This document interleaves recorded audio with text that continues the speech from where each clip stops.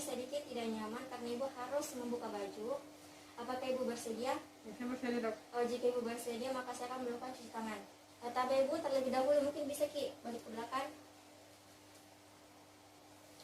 Yang saya akan lakukan adalah inspeksi. Yang pertama, melakukan inspeksi pada skapula dan otot-otot sekitarnya. Apakah terdapat adanya pembengkakan, deformitas, atrofi otot atau posisi yang abnormal. Selanjutnya saya akan melakukan palpasi. Tapi ibu bisa balik.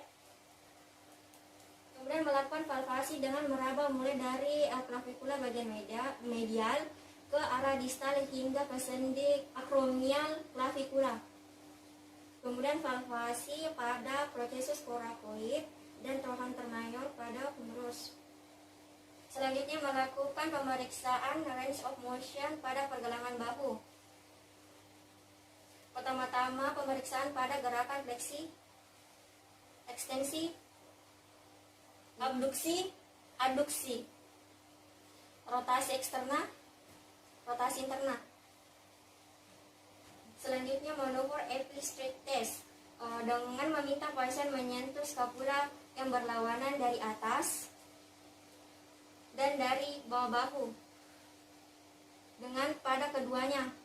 Kemudian identifikasi epicondylis lateral dan medial serta prosesus olecranon pada ulna. Kita melihat apakah terdapat deformitas, pembengkakan, atrofi otot ataupun bekas luka pada operasi.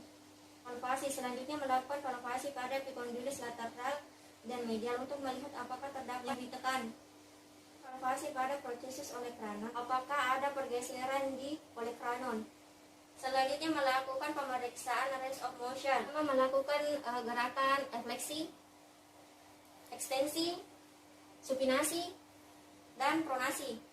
Berikutnya saya akan melakukan pemeriksaan pada pergelangan tangan dan tangan. Yang pertama ialah melakukan inspeksi pada permukaan telapak tangan, punggung tangan, pergelangan tangan. Lihatlah apakah ada pembengkakan di daerah sendi.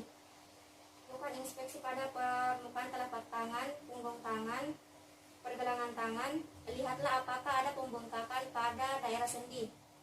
Kemudian lihatlah apakah terdapat deformitas pada pergelangan tangan, jari-jari tangan, dan tangan.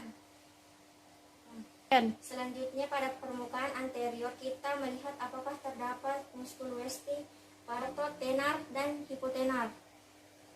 Selanjutnya melakukan pemeriksaan palpasi yang dimulai dari styloid radial, styloid ulna, apakah terdapat nyeri.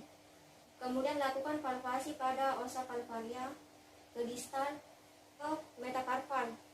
Palpasi pada metacarpo palmalis, descendi proximal intervalam dan distal intervalam untuk melihat apakah terdapat nyeri atau pembengkakan. Selanjutnya melakukan pemeriksaan range of motion pada pergelangan tangan.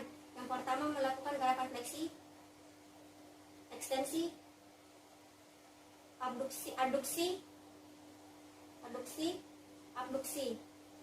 Ini melakukan pemeriksaan range of motion pada jari-jari tangan. Yang pertama gerakan fleksi, ekstensi, abduksi, aduksi. Tapi Bu, cukup sekian atas pemeriksaannya. Terima kasih atas kerjasamanya.